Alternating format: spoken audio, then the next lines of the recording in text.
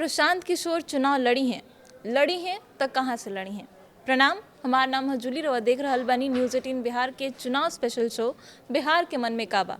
ए video में हमनी के बात कल जाई प्रशांत किशोर के, जे आपन एगो बयान से सियासी चर्चा के गरमा देले बाड़न। जन सुराज के संस्थापक प्रशांत किशोर एगो डिजिटल चैनल से बातचीत में कहले कि उ करगहर विधानसभा सीट से चुनाव लड़ सकत बाड़न। अभी एकरा पर पुष्टि नहीं भइल, बाकी ई संकेत उ दे देले बड़न। अभी तक प्रशांत किशोर ये कहत रहलन कि वो चुनाव ना लड़ी हैं, वो जनसुराज के खड़ा कल चाहतरन, खाली जनसुराज के लीड करी हैं। बाकी अब उनकर चुनाव लड़े के चर्चा चालू हो गई बा और उस सीट के भी नाम अब सामने आ गई बा। प्रशांत किशोर आपन जन्मभूमि रोहतास के करगहर सीट से बिहार विधानसभा के चुनाव लड़ सकत बाड़न। करगहर विधानसभा सीट ब्राह्मण बहुल सीट हटे। बता दी कि बिहार विधानसभा चुनाव 2020 में करगहर सीट पर कांग्रेस के संतोष मिश्रा जीतल रहन, जबकि जेडीयू के वशिष्ठ सिंह दूसर का नंबर पर रहन। प्रशांत किशोर कहलन कि केहू अगर चुनाव लड़े के चाहेला पहला बेर तो दूगो जगह से वो चुनाव लड़ सकत बा, चाहे अपन जन्मभूमि से चाहे अपन कर्मभूमि से। करगहर उनकर जन्मभूमि है, ऐसे एजा से चुनाव लड़ सकत बाड़न। राघोपुर के अगर बात करी जा तो वो उनकर कर्मभूमि है, बाकी उनकर संकेत अभी ऐसा रहे कि वो करगहर से चुनाव लड़ सकत बड़न। पिछला 2 साल में प्रशांत किशोर जनसुराज यात्रा के जरिए बिहार के ग्रामीण इलाका में आपन पहुंच बनावे के कोशिश कर रहल बाड़न। ग्रामीण इलाका के खामी गिना रहल बाड़न और मौजूदा व्यवस्था पर लगातार पी के सवाल उठा रहल बाड़न।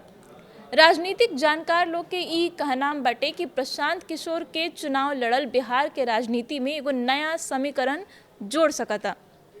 करगहर सीट महागठबंधन के कब्जा में बा वहीं, जहां जेडीयू के भी अच्छा खासा पकड़ बाटे। तो ऐसे में अगर प्रशांत किशोर इस सीट से चुनाव लड़ी हैं तो एगो नया समीकरण पैदा हो सकत बा। मुकाबला एजा काफ़ी रोचक हो जाई, त्रिकोणीय मुकाबला हो जाई।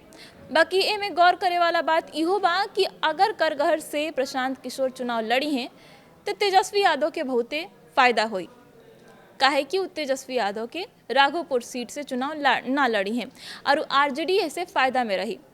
अब रवा सोच रहा लोग हम कि आखिर कैसे फायदा हुई, तो फायदा ऐसे हुई कि राघोपुर पर तेजस्वी यादव अब ही विधायक बाड़े, जहाँ से वो विधायक बाड़न ओहिजे प्रशांत किशोर अगर चुनाव लड़ी हैं तो टक्कर बहुत ज़्यादा भारी हो जाए। प्रशांत किशोर अपना आप के एगो बड़ चेहरा के रूप में कहीं ना कहीं काबिज कर चुकल बड़न और अपन एगो नैरेटिव सेट करे के कोशिश कर रहल बड़न। ऐसे में अगर वो राघोपुर से लड़तन तो तेजस्वी के मुकाबला आरू मुश्किल हो जाइत।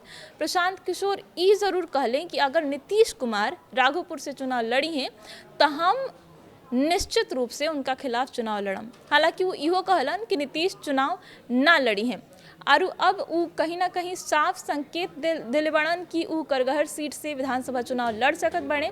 बता दी कि जो करगहर सीट बाटे एगो तो उनकर जन्मभूमि है, दूसर का बात ओकरा में ई बा कि वो ग्रामीण इलाका हटे और वो बार बार बिहार के विकास के बात कर रहल बड़न, बिहार के तस्वीर बदले के बात कर रहल बड़न और एक तरीका से सांकेतिक तौर पर वो ग्रामीण इलाका के चुनाव कैले बड़न अपन पहिल का चुनाव खातिर अगर वो लड़ी हैं तब, ताकि वो ई अपन एगो नैरेटिव सेट कर सकस कि वो गांव के लोग खातिर बात कर रहल बड़न और गांव के लोग के प्रतिनिधित्व कर रहल बड़न। यही से वो अपन जन्मभूमि से चुनाव लड़े के संकेत देले बड़न। तो ये पूरा खबर पर राउर का विचार बा का प्रशांत किशोर के करगहर से लड़े के चाहिए कि राघोपुर से लड़े के चाहिए और ना तो कवन दोसर सीट से उनकर चुनाव लड़ल सही रही। एकरा पर रवा का सोचतानी हमरा के कमेंट में बताई। बाकी अभी वीडियो में इतने, धन्यवाद।